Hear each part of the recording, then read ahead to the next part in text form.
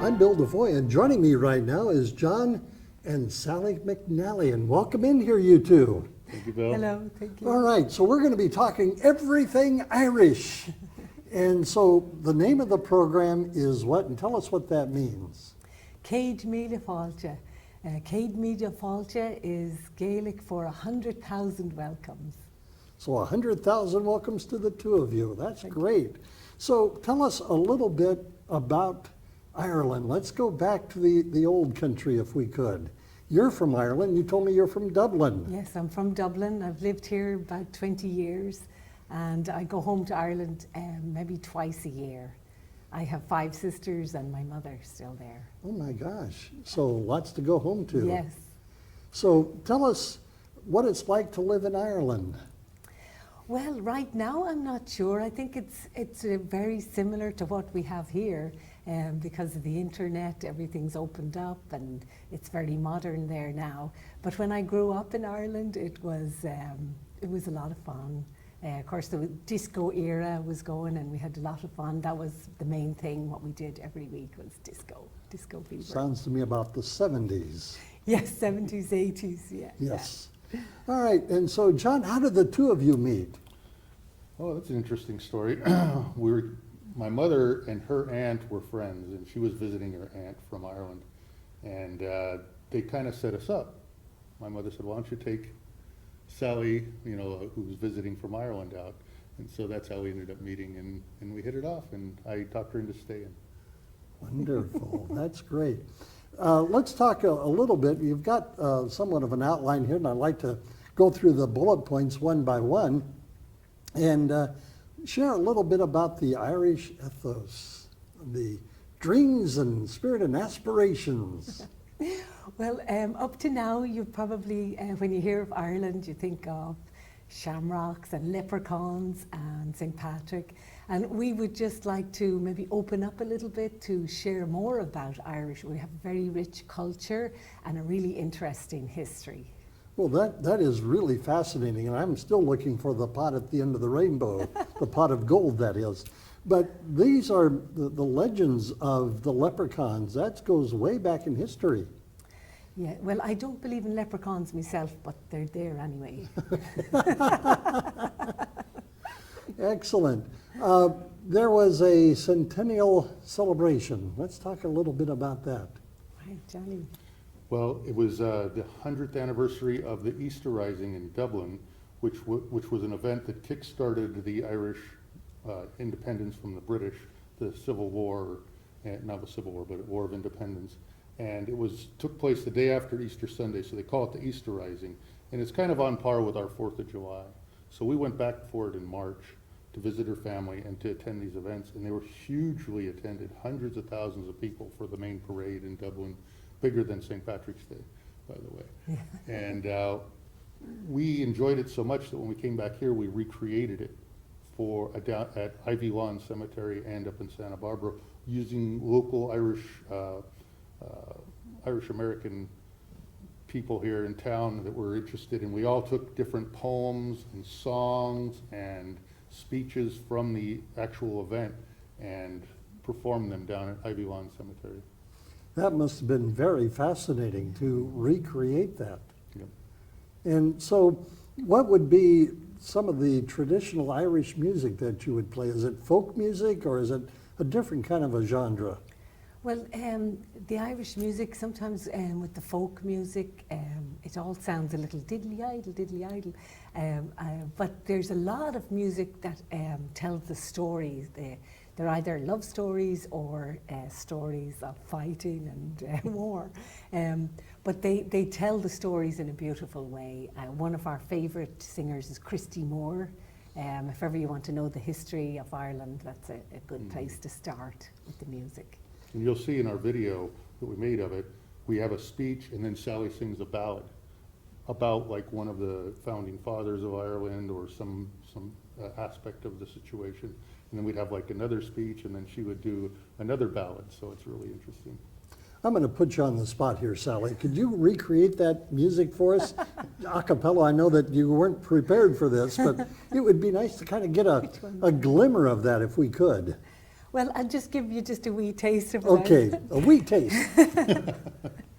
In Ireland, we all sing, but most of us don't think of ourselves like as singers. It's just like a way of expression. So here's my offering. 'Twas down by the glenside I met an old woman, a plucking young nettles, she ne'er saw me coming.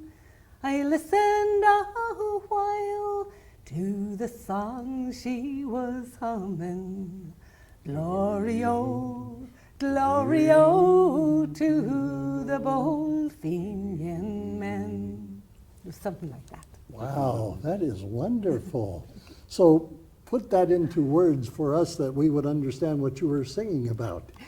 Well, it would be a young fellow walking down there and listening to this woman singing, and he listens to her, and of course she's singing about her sons and the men of Ireland going to fight the British. Sorry, any English friends out there, but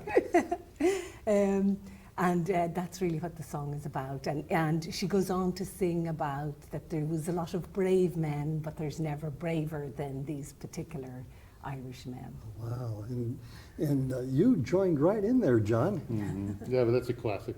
It is a classic. Yeah. All right.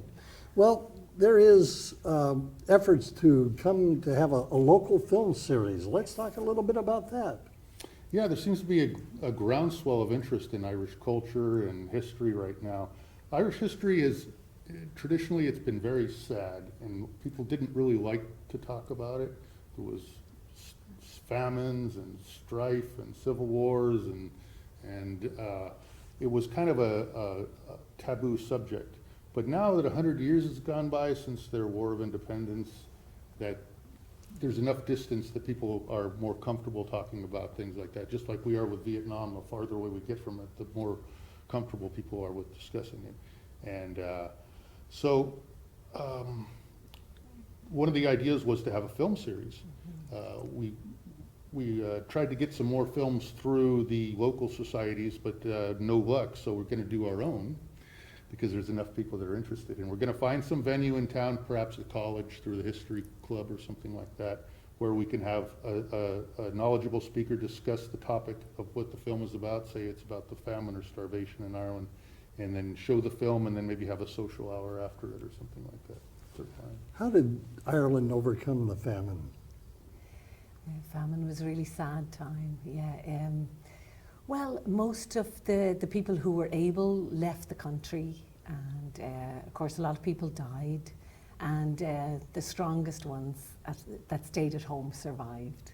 That's really. It was actually it was a potato blight that hit all of Europe, but it hit Ireland the hardest because the Irish were kind of pushed. All the good land was given to the English, and the Irish were pushed off to the rocky slopes. And the only thing that grew there well was the potato, which Sir Francis Raleigh had brought back from the New World and gave to the Irish.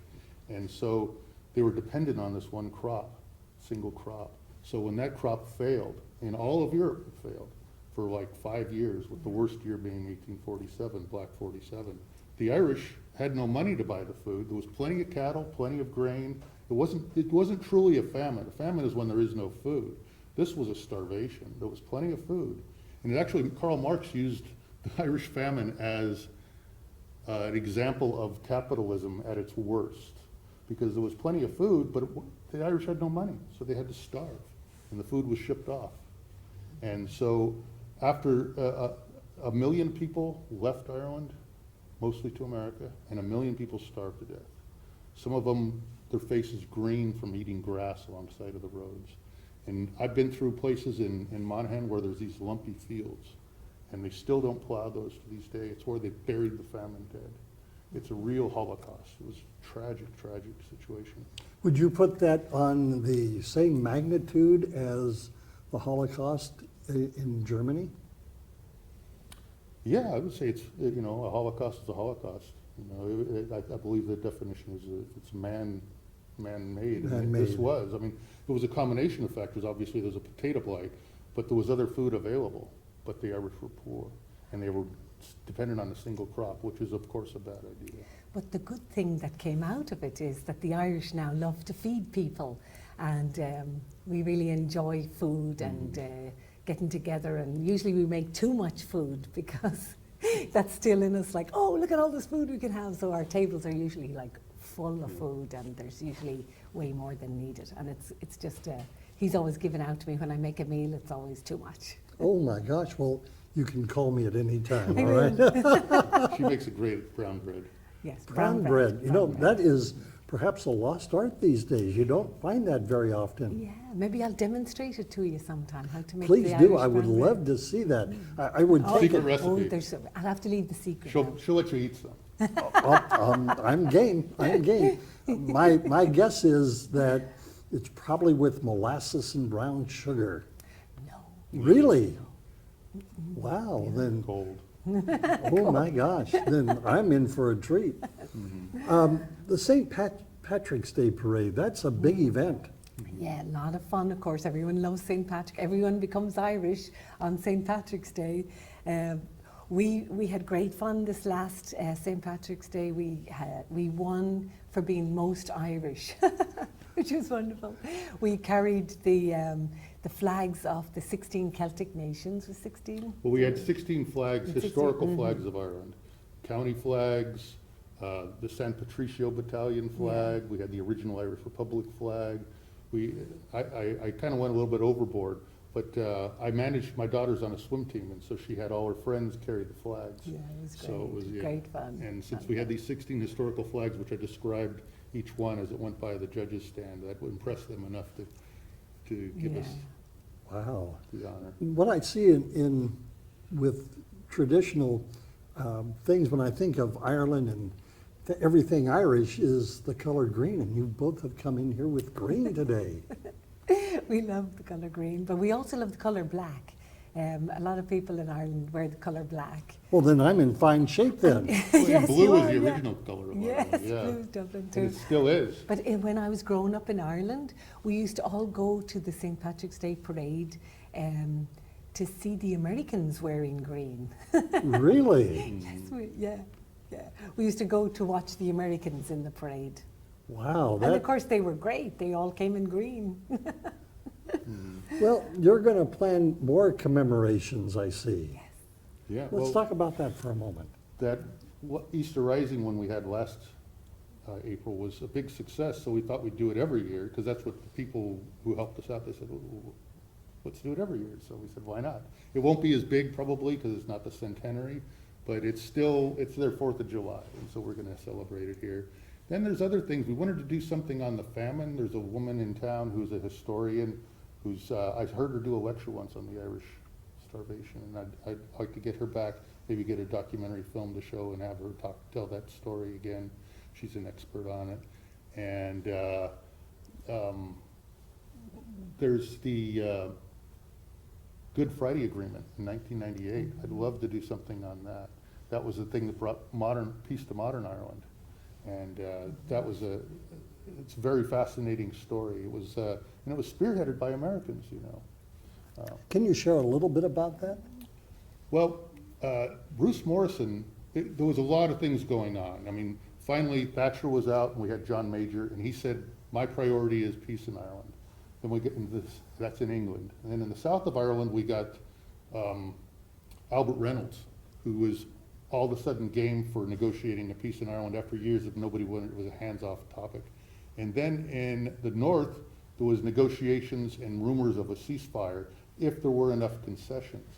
And all of a sudden Clinton, he was encouraged by Bruce Morrison, congressman from Connecticut, to make this a platform, peace in Northern Ireland in 1992. He wanted the Irish vote.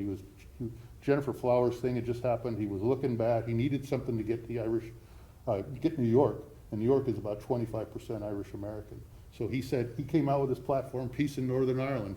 So all of a sudden, everything was lined up. And 4 years later, we got peace. Wow, that's an amazing story. Yeah. And a distraction from what Clinton was going through at the time. Yeah, that's what he wanted, was a distraction. Well, I'm sure he did, He got the votes. but he got the votes and he brought peace Yeah. to the area. He was a That's- big help. I mean, there was a lot of people involved, of course, but if it wasn't for him, I don't know if it would have happened, because he had played a major role as a neutral broker. Yeah, to a lot of people in Ireland, he's a He's a big huge hero. hero. Yeah, Yeah. yeah. Now, people that are of Irish descent and have ties to Ireland, now, all of you get together periodically and go out and celebrate and have a good meal. Yes.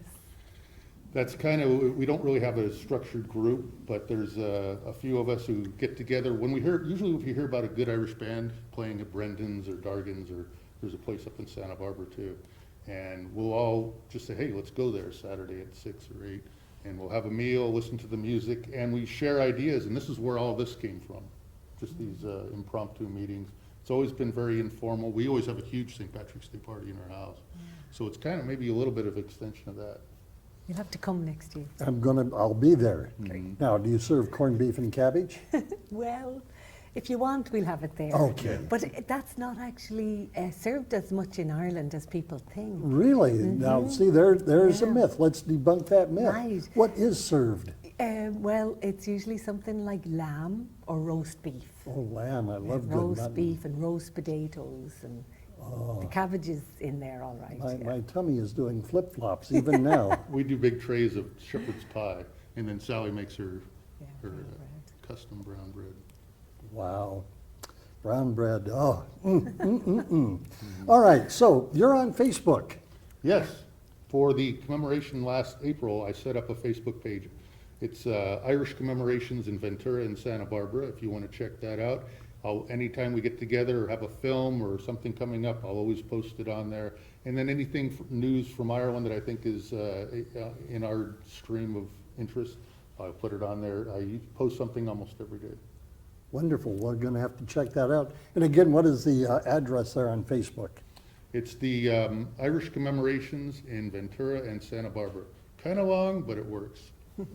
All right, so if people wanted more information about your activities and what you do here in the county and up in Santa Barbara and maybe even down south towards Los Angeles, how could they get a hold of you?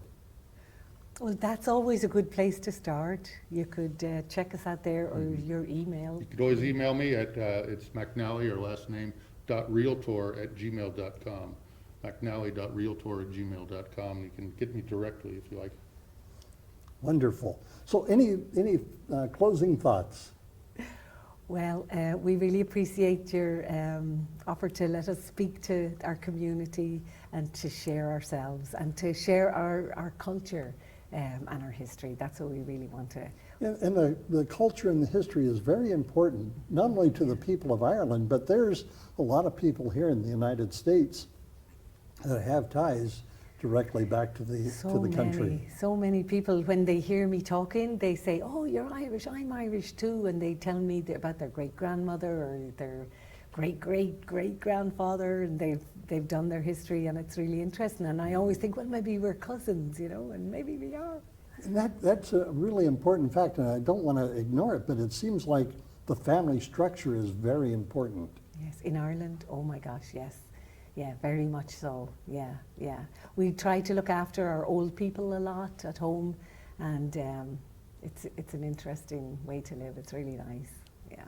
Wonderful. Yeah. Well, I thank you both, John and Sally, Thank you very much. and I look forward to our next visit. Thank you. Garamagat. Gura míle maith agat. Thank you very much. Okay. And thank you for joining us. I'm Bill DeFoy, and we'll see you next time.